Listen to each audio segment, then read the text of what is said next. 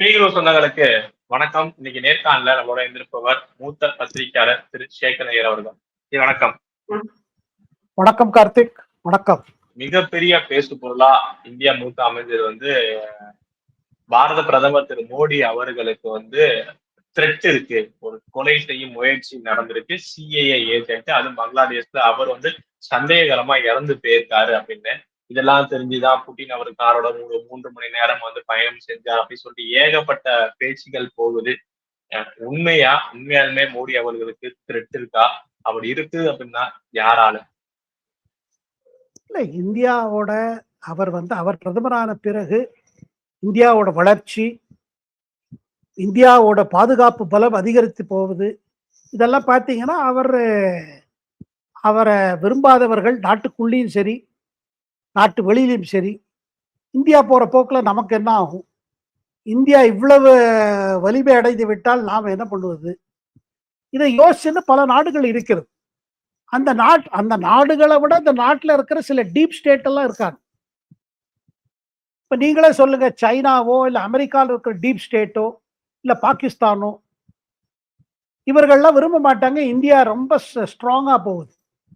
பிரதம மந்திரி மோடியோட இது நல்லா போயிட்டு இருக்கு, 3 தடவை ஜெயிச்சுட்டாரு, தொடர்ந்து ஜெயிச்சுட்டு போனா இந்தியாவில் பல பிரச்சனைகளை தீர்த்துட்டு வர்றாரு, பாதுகாப்பு பிரமாதமாயிட்டு வருது, புது புது நவீன கப்பல்கள், போர் விமானங்கள், எதெல்லாம் காங்கிரஸ் ஆட்சியில் அப்படியே முடங்கி கிடந்ததோ அதெல்லாம் எல்லாத்தையும் ரிவைவ் பண்ணிட்டாரு, இன்ஃப்ராஸ்ட்ரக்சர் நன்னாயிட்டு இருக்கு, எக்கானமி கோவிட்ல இருந்து திருப்பி வளர ஆரம்பிச்சிருச்சு, அவங்க சென்செக்ஸ் எல்லாம் நல்லா பூம் ஆயிட்டே போறது.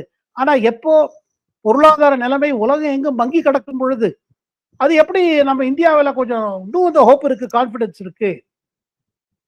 அண்ட் அதுல நீங்க பாத்தீங்கன்னா வெளிப்படையாகவே சொல்லலாம் என்னன்னா, இப்ப இருக்கிற அமெரிக்கா அரசும் நம்ம ட்ரம்ப் ஜனாதிபதி அவர் என்ன பண்றாரு, எதெல்லாமோ சொல்றாரு, பிரஷர் போட பாக்குறாரு.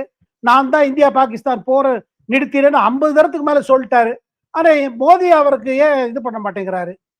பாகிஸ்தானோட ஜெனரல் ஆசிப் முனீர், பாகிஸ்தான் பிரதமர் ஷெஹபாஸ் ஷரீப், இவர்களாம் விழுந்து அவரை போறாங்க. ஏன்னா அவங்களுக்கு பணம் வேணும்.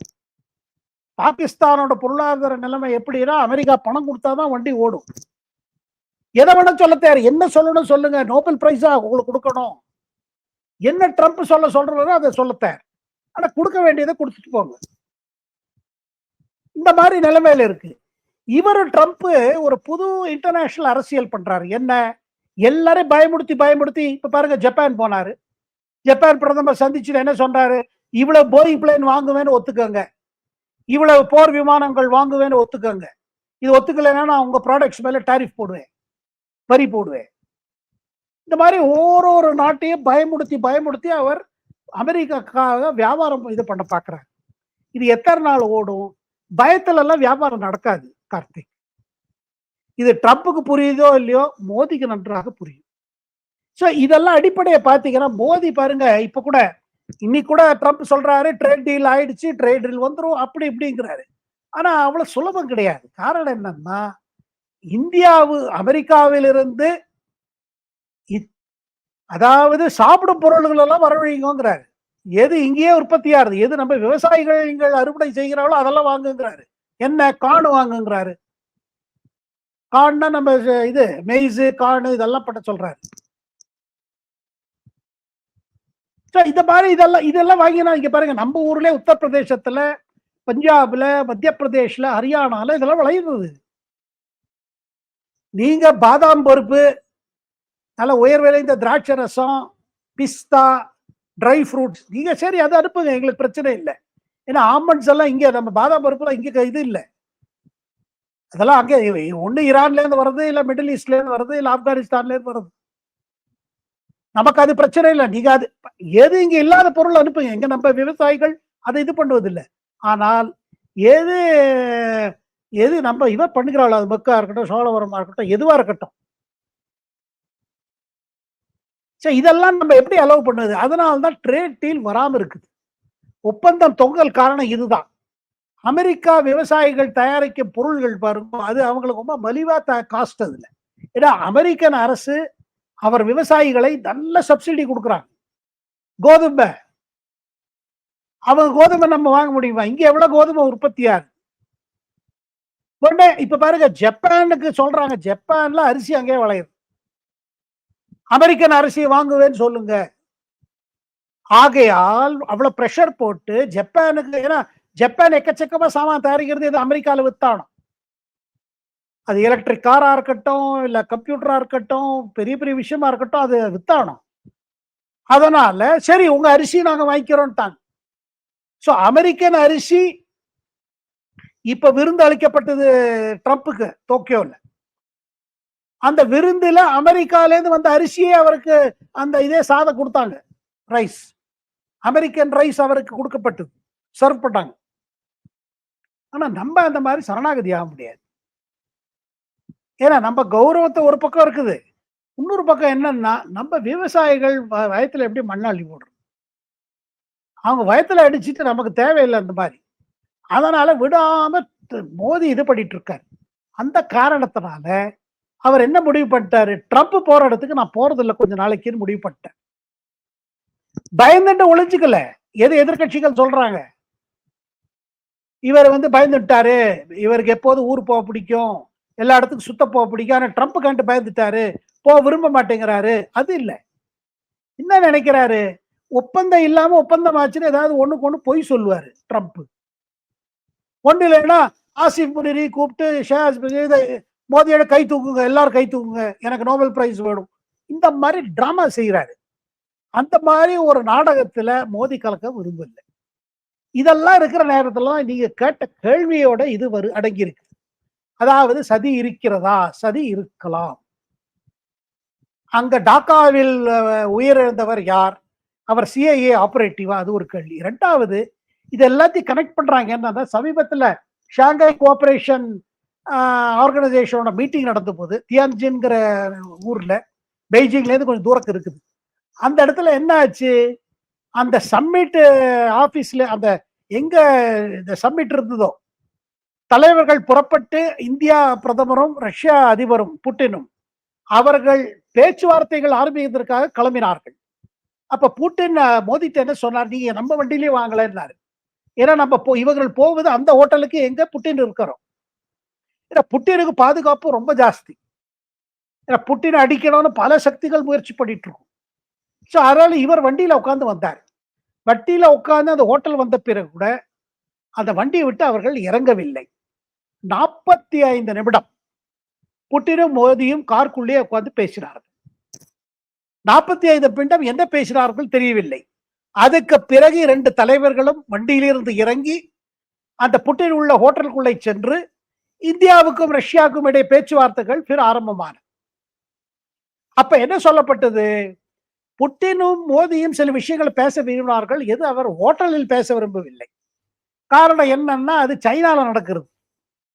சைனால நடக்கும் பொழுது அந்த ரூம்ல எல்லாம் பக் வச்சிருந்தா சைனா ஒருவேளை தன் இன்டெலிஜென்ஸ் மூலமாக புட்டினும் மோடியும் என்ன பேசிக்கொண்டார்னு கண்டுபிடிக்கிறதுக்காக ஒரு முயற்சியா, இந்த சந்தேகம் எல்லாம் வந்துச்சு.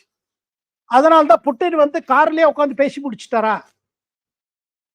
அதுக்கு பிறகு என்ன நடந்ததுன்னா, இந்தியா வந்த பிறகு ஒரு செமி கண்டக்டர் கான்ஃபரன்ஸ்ல, அப்ப நான் சைனால இருந்து இப்பதான் திரும்பினேன்னு மோடி சொல்றார். டெல்லியில் நடந்த ஒரு மாநாடு, செமி கண்டக்டர் கான்ஃபரன்ஸ். அப்ப சொல்லும் பொழுது எல்லாரும் கை தட்டினாங்க. மோடி என்ன சொன்னாரு, அதுக்கு நீங்க எது கை தட்டுறீங்க, நான் சைனா போனேன்னு கை தட்டுறீங்களா, இல்ல சைனாலே நான் திரும்பி வந்துட்டேன்னு கை தட்டுறீங்களா? அதாவது அதுல உள்ள என்ன அடங்கி இருந்ததுன்னு எல்லாரும் நினைச்சாங்க, ஒருவேளை ஒரு விதமா கேட்கிறாரோ, நான் திரும்பி வந்துட்டேன்னு சந்தோஷப்படுறீங்களோ, என் உயிருக்கு ஏதாவது ஆபத்து இருந்து அதுல இருந்து அந்த ஆபத்தை தவிர்த்து விட்டு நான் வந்து விட்டேனோ, அதனால கை தட்டுறீங்களான்னு ஒரு இதுவா இருந்தது. அவர் ஓப்பனா சொல்லல, ஆனா அதுல ஒரு சூட்சுமம் இருந்ததாக மக்கள் நினைத்து ரொம்ப அதிகமா கை தட்டினார். அதுல இருந்து இந்த பேச்சு ஓடிட்டு இருக்கு, இதுல ஏதாவது சதி நடந்துட்டே இருக்காது. அதை தவிர்த்துங்க, நம்ம இன்டெலிஜென்ஸ் ஏஜென்சிஸ், அது நம்ம RAW இருக்கட்டும், எக்ஸ்டர்னல் இன்டெலிஜென்ஸா இருக்கட்டும், தொடர்ந்து அவங்க மானிட்டர் பண்ணிட்டே இருக்காங்க. ஏன்னா முன்னெல்லாம் மோடி எங்க போனாலும் போவாரு, போய் கலந்துப்பாரு, அங்க இருக்கிற இந்தியர்களுடன் பேசுவாரு, கலந்து அவங்களோட நிகழ்ச்சியில் கலந்துப்பாரு. இதெல்லாம் இனிமே குறைக்கணும்னு SPG தரப்புல இருந்து சொல்லப்பட்டிருக்கு, ஸ்பெஷல் ப்ரொடெக்ஷன் குரூப். காரணம் என்னன்னா, இந்தியாவோட வளர்ச்சி எல்லாருக்கும் எரிச்சலா இருக்கு, கண்டு எரிச்சலா இருக்கு. அதை தவிர்த்து சில தீய சக்திகள் எந்த தீய சக்திகள் இந்தியா வளர விரும்புவது இல்லையோ அந்த தீய சக்திகள் என்ன அந்த சக்திகள் இங்கேயும் இயல்பு இருக்கிறார்கள் இந்தியாவிலும். அந்த சக்திகள் என்ன நினைக்கிறார்கள்? என்னது மாவோயிஸ்ட் மூவ்மெண்ட் முடிஞ்சுட்டு வருது, எல்லா மாவோயிஸ்ட்காரங்க சரண்டர் பண்றாங்க. ஏன்னா பாலிசி அப்படி இருக்குது. காஷ்மீர் பிரச்சனை ஒரு விதமா முடிவுக்கு வந்துட்டு இருக்கு. அங்க தீவிரவாதம் பயங்கர நடவடிக்கை நடக்கிறது. எல்லை பகுதியில ஏதாவது பாகிஸ்தான் வம்பு பண்ணா திருப்பி அடிக்கிறதுக்கு தயாரா இருக்காங்க. அப்புறம் இந்த ஆபரேஷன் சிந்தூர்ல வாங்கின உதையில ஒண்ணு பாகிஸ்தான் எழுந்துக்க முடியல, என்னதான் சைனாவும் அமெரிக்காவும் கூட இருந்தாலும். இந்த இவரை ஏதாவது பண்ண என்ன? அதே மாதிரி சில அரசியல் கட்சிகளும் அதான் நினைக்கிறது. மோதி இருக்கிறவர்கள் நம்ம ஜெயிக்கவே முடியாதோ, என்னதான் நம்ம பொய் சொன்னாலும் சரி, ஓட்டு திருட்டு, இவிஎம் சரியில்லை, ஆனா மோதி இதை விரும்புகிறாங்க மக்கள். மோதி மேல விசுவாசம் குறையல. அதனால சில சதிகள் நடந்து கொண்டேதான் இருக்கிறது. அது நடக்கவில்லை என்று சொல்ல முடியாது. அதே நேரத்தில் என்ன நடந்தது, என்ன நடந்து கொண்டிருக்கிறது நம்ம அரசுக்கு தெரியும், நம்ம உளவு அதிகாரிகளுக்கு தெரியும். அதுக்கு தந்த மாதிரி நடவடிக்கைகள் ஏற்றுக்கொண்டு வருகிறார். தாண்ட இறுதியான கேள்வியா, பிரீச்சர் இஸ்லாம் பிரீச்சர் நமக்கு இந்தியாவுக்கு எதிராக இருக்கிற நாயக் அவர்களை பாகிஸ்தான் வரவேற்று ஹோஸ்ட் பண்ணாங்க. அதை தொடர்ந்து பார்த்திருப்போம். இப்ப பங்களாதேஷ் அவங்களும் வந்து அவரை வரவேற்று ஹோஸ்ட் பண்றாங்க. இதுல இன்னும் பெருசா பேசப்படுறதுன்னா, நம்ம மேப்பை திருப்பியும் தவறா பங்களாதேஷ் அவங்க வந்து யூஸ் பண்ணிட்டே இருக்காங்க. என்ன மாதிரியான போக்குல பங்களாதேஷ் இருக்கு, இதை எப்படி இந்தியா கையாள போகுது? இல்லைங்க, அவங்க இரிட்டேட் பண்ணிட்டே போறாங்க. பங்களாதேஷா இருக்கட்டும், பாகிஸ்தானா இருக்கட்டும், ஒரு இரிட்டேஷன் வச்சுட்டே இருந்தாதான் அவங்க ஊர்ல அவங்களுக்கு ஆதரவு இருக்குன்னு நினைச்சிட்டு அது பண்றாங்க. இப்ப முகமது யூனிஸ் பாருங்க, அவர் யாரு? அவரு கிராமீன் பேங்க்னு ஒரு பெரிய ஒரு பொருளாதார மாற்றத்தை கொண்டு வந்தாருன்னு சொல்லப்பட்டு அவருக்கு நோபல் பிரைஸ் கொடுக்கப்பட்டது. அதுக்கு பிறகு அந்த கிராமீன் பேங்க் அப்புறம் என்ன ஆச்சு, என்ன நடக்கிறது, அதுல ஊழல் இருப்பதாக கூறி அவர் மேல வழக்குகள் தொடர்ந்தார் முன்னாள் பிரதமர் ஷேக் ஹசீனா. இதுக்கு பிறகு நீங்க என்ன இன்னொரு விஷயம் என்ன பார்த்தீங்கன்னா, அதே மாதிரி அவர் தொடர்ந்து ஒரு இந்தியாவுக்கு எதிர்த்து பேசிட்டே இருக்கார். ஒரு அமெரிக்கன் ஏஜென்ட் மாதிரி அங்க அவர் பண்ணிட்டு இருக்கார். அப்புறம் அவர் தேர்தலில் வந்த தலைவர் இல்லை, அவர் மேல உட்காத்தி வைக்கப்பட்ட தலைவர். இதுக்கு நடுவில் பங்களாதேஷ்குள்ள ஒன்றும் குழப்பம் குறையவில்லை. கான்ஸ்டிடியூஷன் புதுசா எழுதின பிறகுதான், புது அரசியல் சட்டம் கொண்டு வந்த பிறகுதான் தேர்தல் நடக்கும்னு யூனிஸ் சொல்லிட்டு இருந்தார். ஆனா கட்சிகள் அந்த கட்சிகள்லாம் எதிர்த்தாங்க. அதுல ஜமாத் இஸ்லாமியா, அப்புறம் பங்கோ நேஷனல் பிஎன்பி, பேகும் காலிதாசியா கட்சி, இது 2 கட்சி தான் இருக்கு. ஏன்னா அவாமி லீக அவங்க நம்ம ஷேக் ஹசீனாவோட கட்சியை கண்டெஸ்ட் பண்ண விட மாட்டாங்க. அங்க இருக்கிற ஒரு டெமோக்ரஸி ஒரு வேடிக்கையா ஓடிட்டு இருக்கு. அதே நேரத்தில் பார்த்தீங்கன்னா உள்ள குழப்பமா இருக்கு. ஷேக் ஹசீனா எதிர்த்தவர்களுக்குள்ள இப்ப குழப்பம் ஒருத்தர அடிச்சுக்க ஆரம்பிச்சிருக்காங்க. அந்த மாதிரி இதுல இது ஒரு டைவர்ஷன் மாதிரி. அப்படி என்ன இந்தியா செஞ்சு விட்டது? பங்களாதேஷ் மக்கள் மத்தியில் இந்த மாதிரி ஒரு குழப்பத்தை உண்டாக்கி இந்தியா மீது விருப்பு காட்ட வேண்டிய அவசியம் என்ன? பங்களாதேஷ் ஏன் பிறந்ததுங்கிறதை மறந்து விட்டார்களா? 1970 என்ன நடந்தது, 71 என்ன நடந்தது, எவ்வளவு நம்ம பங்களாதேஷி மகளிர்களை ரேப் பண்ணாங்க பாகிஸ்தான் ஆர்மி, என்ன கொடுமையெல்லாம் நடந்தது, அதெல்லாம் ஏன் மறந்து போயிட்டாங்க? அதை மறக்க வைப்பது யார்? நன்றி விசுவாசம் இல்லாத மாதிரி பங்களாதேஷை கொண்டு போயிட்டு இருக்காங்க. காரணம், இவர்கள் பங்களாதேஷ் மக்களின் ஆக்சுவல் ரெப்ரசன்டேட்டிவே இல்லை. தேர்தல் இல்லாமல் தலைவர்கள், தேர்தல் இல்லாமல் ஆட்சியில் வந்துட்டார். இவர்கள் பின்னாடி இருப்பது அமெரிக்கா என்று கூறப்படுகிறது, அமெரிக்க டீப் ஸ்டேட் என்று கூறப்படுகிறது. சைனாவும் பார்த்து கொண்டு இருக்கிறது. ஆனா கெடுவான் கேடு நினைப்பான் கார்த்திக், இதுல தமிழ்ல இது ரொம்ப சொல்ற பழமொழி. அதுல பாத்தீங்கன்னா இப்ப பங்களாதேஷ்ல இது செய்யறதெல்லாம் பாத்தீங்கன்னா அவங்களுக்கு தான் லாஸ் வரப்போகுது. ஆல்ரெடி அவங்க எக்ஸ்போர்ட் எல்லாம் குறைய ஆரம்பிச்சிருச்சு. இல்லைன்னா திருப்பூரோட கம்பீட் பண்ணி இருந்தாங்க பங்களாதேஷ்ல இருந்து. இந்த காட்டன் கார்மெண்ட்ஸ் இதெல்லாம் நிறைய போகும், ஜூட்டு கீட்டு எல்லாம். இப்ப அங்க இருக்கிற குழப்பத்துல பாத்தீங்கன்னா இன்வெஸ்ட்மெண்ட் அஃபெக்ட் ஆயிடுச்சு. நல்ல, அதாவது ஷேக் ஹசீனா என்ன பண்ணாங்க, ஆட்சி என்ன நடந்தது அது வேற விஷயம். ஆனா அதை இந்தியாவுக்கு எதிர்த்து திருப்பி இந்தியா மேல ஒரு வெறியை கலப்புவது, இதேதான் பாகிஸ்தான் வேலையும். பாகிஸ்தான் ராணுவம் செய்கிற செயல்கள் பார்த்தீங்கன்னா அது பாகிஸ்தான் மக்களுக்கே எதிர்த்தா செயல்பட்டு கொண்டு இருக்கிறார்கள். எல்லாரும் ஏமாத்துறது, சைனாவையும் ஏமாத்துறது, பாகிஸ்தான் ஏமாத்துறது. நான் உனக்கா இது பண்ணித்தரேன், உனக்கா அவனுக்கு இது பண்ணித்தரேன், உனக்கு அமெரிக்கா ட்ரம்ப் சொல்வது உன்னோட இந்த சைபர் அந்த இது இருக்கு பாருங்க, கிரிப்டோ கரன்சியா, சரி அதுல நாங்க வர்றோம், எங்களுக்கு ஏதாவது பணத்தை கொடுங்க. பாகிஸ்தான் மக்களுக்கு என்ன நலம், பாகிஸ்தான் வளர்ச்சி எப்படி ஏற்படும், அதை பற்றி கவலை இல்லை. பாகிஸ்தான்ல ஏழ்மை கவலையே கிடையாது. இந்த ராணுவ தளபதிகள் ஒரே ஊழல். நாம் நம்ம அரசியல்வாதிகளை பத்தி பேசுகிறோம் இந்தியாவில், ஆனால் அங்க ராணுவ அதிகாரிகள் முழுக்க ஊழல். அப்பப்ப அவங்க பிரதமரை மாத்தி கொண்டு இருப்பாங்க. முதல்ல இம்ரான் கானை வைத்து பார்த்தார்கள். இம்ரான் கானுக்கே ஒரு இது போட தாங்க முடியல. இவ்வளவு ஊழலுக்கு என்ன முன்னாடி வச்சுட்டு இவ்வளவு ஊழல் நடக்காத அவரை எதிர்த்தார் ராணுவத்தை, அவரை தூக்கி ஜெயில போட்டாங்க. இப்ப நவாஸ் ஷெரீஃபை கண்டெஸ்ட் பண்ணாம பண்ணதுனால அவரு தன் தம்பியை உட்காத்தி வச்சிருக்காரு, ஷேபாஸ் ஷெரீஃபை. ஆனா மகா பாவமா இருக்கிறது பாகிஸ்தான் மக்களை பார்க்கும் பொழுது. இந்த மாதிரி எல்லாம் பார்க்கும் பொழுது அப்ப ஜாக்கிர் நாயக் இவர் என்ன இந்தியாவை பத்தியும் இந்து மதத்தை பத்தியும் பேசுவாரு. அதை பேசுவதற்கு பிளாட்ஃபார்ம் வேணும். அதனால இந்த இஸ்லாமிய நாடுகள்கிட்ட போய் அவர் இது பண்றாரு, இல்ல இந்தியால ரொம்ப எல்லாமே மோசமா இருக்குது. இப்ப பாகிஸ்தான் அவர் போயிருக்காருன்னா இதுல இருந்து என்ன தெரியுது, இந்தியாவை திட்டினாலும் அங்க வரவேற்பாங்க. அதுல அவங்க நம்ம ரியாக்ஷன் பாக்குறாங்க, ஓ இந்தியா, அதனால நம்ம ஜாஸ்தி ரியாக்ட் பண்ணக்கூடாது. ஜாக்கிர் நாயக் யாரு இங்க? நம்ம மீடியா வளர்த்து விட்ட கிரியேச்சர்ஸ் தானே இதெல்லாம்.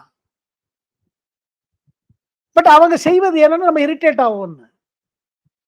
இப்ப நான் இரிட்டேட் ஆயிட்டேன், நான் உணர்ச்சி வசப்படுறேன், கோவப்படுறேன்னு பண்றவங்க பண்ணிட்டே இருப்பாங்க.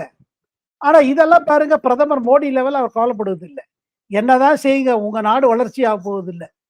ஜாக்கிர் நாயக்கை வச்சோ முகமது யூனிஸை வச்சோ பங்களாதேஷோ பாகிஸ்தானோ ஒன்றும் இது வளர்ச்சிக்கு ஒன்றும் தெரியலங்க. போப்பா பாத்தீங்கன்னா கடன்கள் அதிகமாயிட்டே போகுது, மக்கள் அவதி அதிகமாய் போயிருது. பாகிஸ்தானுக்கும் ஆப்கானிஸ்தான்ல நடக்கிற எல்லையில பாக்குறீங்க, பாகிஸ்தானுக்குள்ள பலுச்சிஸ்தான்ல பாக்குறீங்க. பாகிஸ்தான் ஆர்மி தீவிரவாதத்தை எல்லா இடத்துலயும் எக்ஸ்போர்ட் பண்ணிட்டு இப்ப அங்க ஹோம் கிரவுண்ட், அதாவது உள்ளே வளர்ந்த இது இருக்கு பாருங்க குரூப்ஸ், அதை ஃபைட் பண்ணிட்டு இருக்காங்க. இந்த இதுல இருக்குது. ஒரு பக்கம் பார்த்தா நமக்கு அவர்களை பார்த்து நாம் பரிதாபப்பட வேண்டும்.